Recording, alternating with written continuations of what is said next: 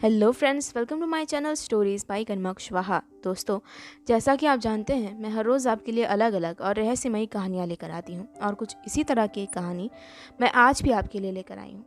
दोस्तों, मेरी कहानी के पिछले भाग में मैंने आपको वेयरवुल्फ की कहानी का दूसरा भाग सुनाया था और आज मैं आपको उसी कहानी का तीसरा भाग सुनाने जा रही हूँ। उम्मीद है आपको कहानी पसंद आ रही होगी। तो चलिए शुरू करते हैं हमारी आज की वीडियो।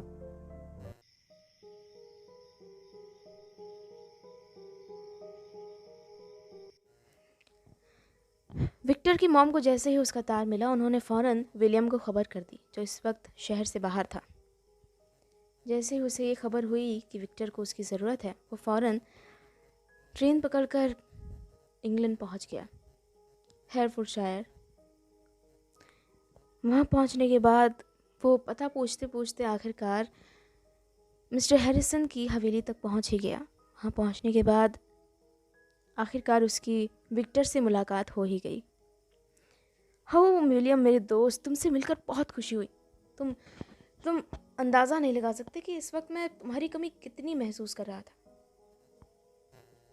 चीज़ें यहाँ बहुत उलझी हुई हैं और बहुत सी चीज़ें हैं करने के लिए, पर मैं अकेला उन्हें नहीं कर सकता। और तुम आ गए हो तो तुम मेरी मदद करवा सकते हो दोस्त। चलो आओ, पहले तुम्हें कुछ खिला पिला दिया जाए। ओह नहीं नहीं, मुझे अभी बिल्कुल भूख नहीं है। तुम मुझे बताओ कि क्या करना है और केस क्या है।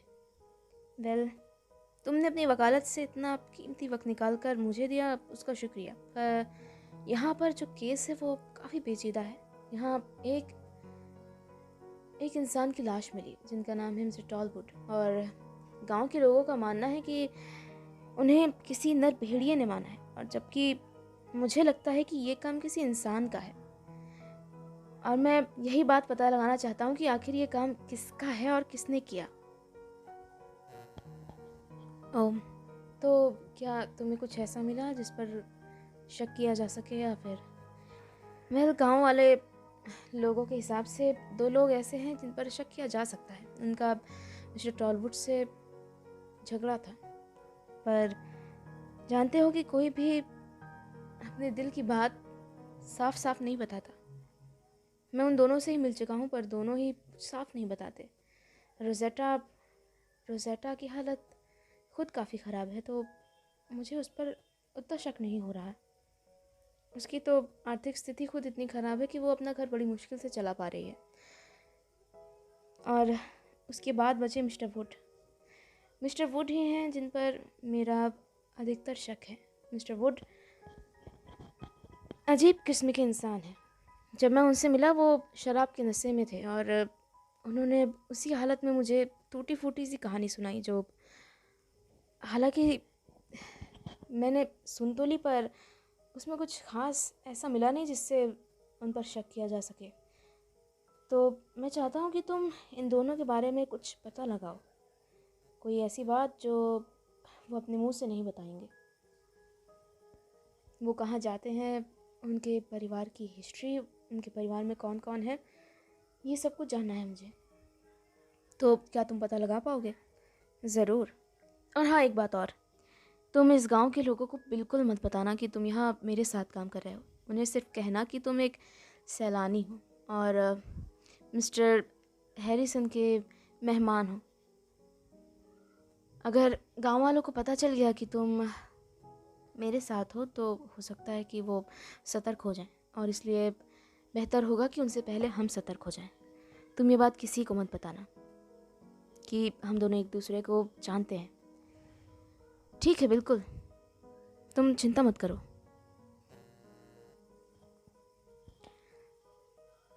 विलियम इन कामों में माहिर था। वो वकालत की पढ़ाई कर रहा था और फिलहाल इन सब चीज़ों के दांव पेच सीख रहा था। वो लोगों में घुल मिल जाने और उनसे अंदर की बात निकलवाने में माहिर था। वो इसी तरह घूमते हुए गांव की एक टोली में पहुंचा, जहां गांव के कुछ लोग इकट्ठा होकर बैठे थे और बातचीत कर रहे थे। हो, तो आप सब लोग यहाँ हैं। तुम कौन हो नौजवान? मुझे विलियम कहते हैं। मैं यहाँ एक सैलानी हूँ और घूमने फिरने आया हूँ, पर नहीं जानता कि यहाँ घूमने की कौन कौन सी जगह अच्छी हैं। आप में से कोई मुझे बता सके तो घूमने की जगह, घूमना है तो जाके गांव की घाटी में घूम के आओ, उससे बेहतर जगह तुम्हें नहीं मिलेगी। अच्छा, तो ऐसा क्या खास है वहाँ? वहाँ वहाँ नर भेड़िए घूमते हैं। क्या पता तुम्हें भी दिख जाए, क्या पता वो तुम पर हमला ही कर दे। अच्छा, मजाक कर लेते हैं आप लोग। मजाक नहीं कर रहा है बच्चे, यहाँ सच में नर भेड़ियों का हमला हुआ था 2 बार। हम सभी ने उसे देखा था। सच में? कैसा दिखता था वो? सुनो, मैं बताता हूँ। मैंने उसे देखा था बहुत करीब से।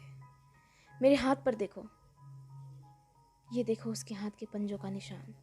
मेरा घाव इतना गहरा था कि अभी भी ये निशान इतने गहरे हैं। देखो उसे। रहने दीजिए, मत दिखाइए। उस बूढ़े इंसान के हाथ पर लगे हुए घाव वाकई में बहुत गहरे थे और बहुत घिनौने भी।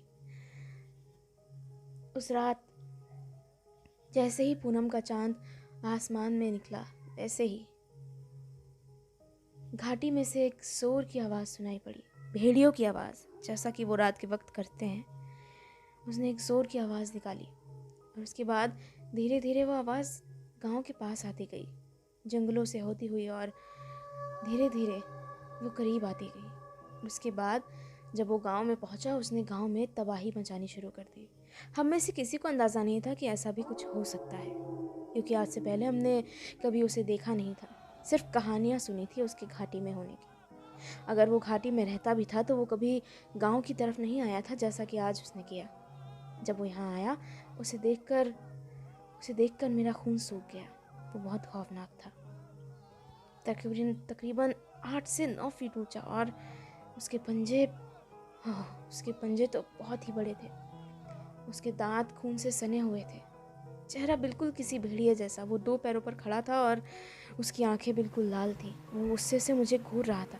वो मेरी तरफ बढ़ा और उसने मुझे अपने पंजे से मारा। ओह, पर उसने आपको जान से नहीं मारा, ऐसा क्यों? बताता हूँ।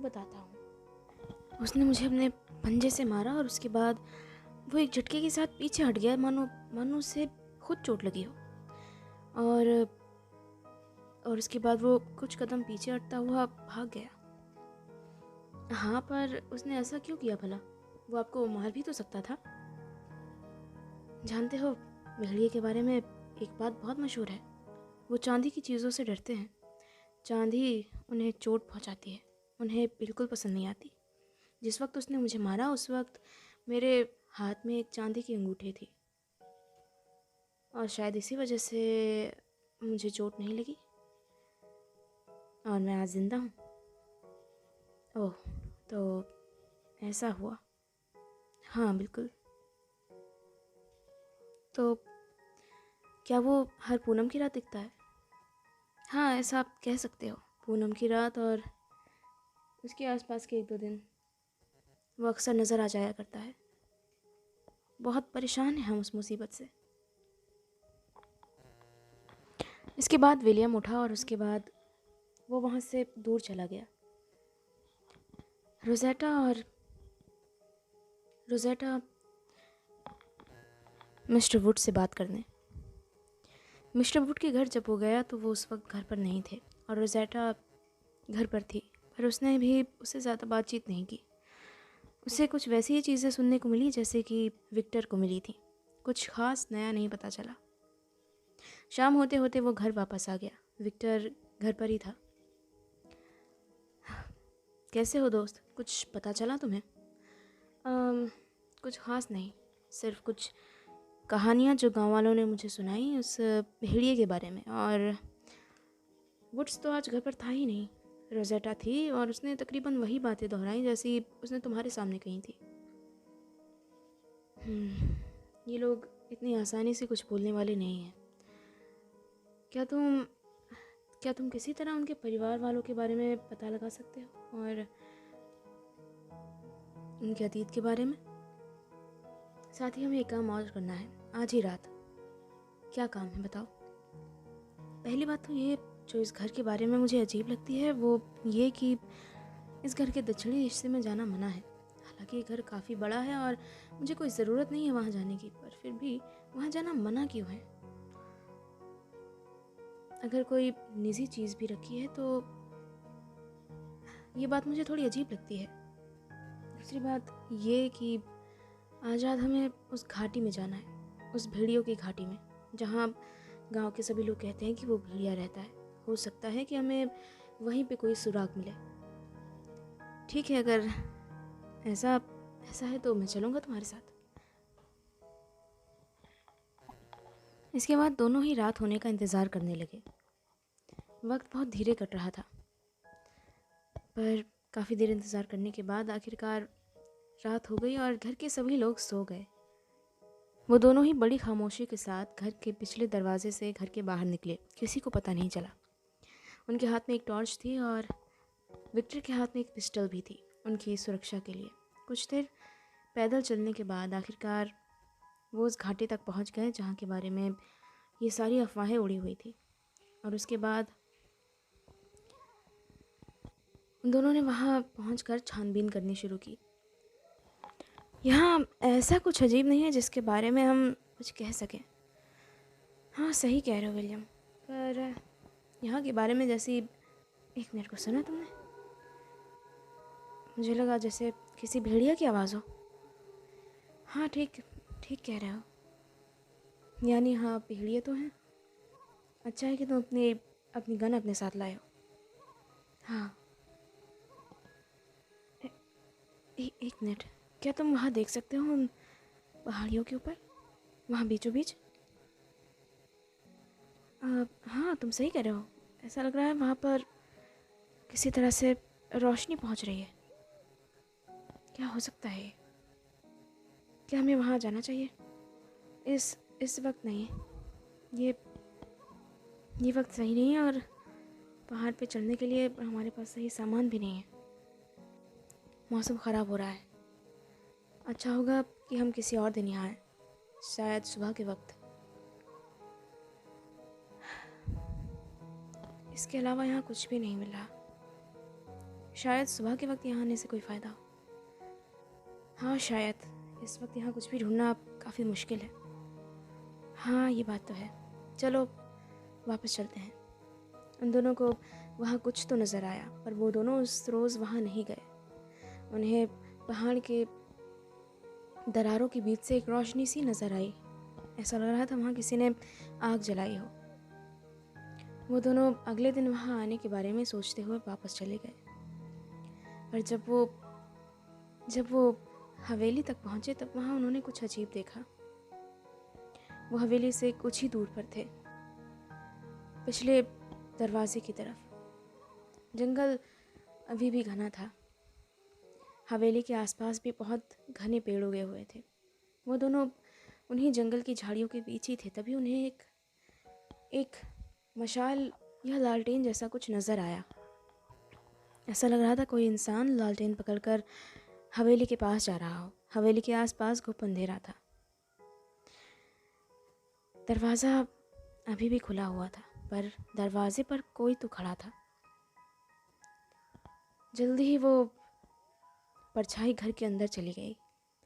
विलियम और विक्टर एक दूसरे को देखते रहे। उन दोनों ने बहुत हल्की आवाज़ में एक दूसरे से बात करनी शुरू की।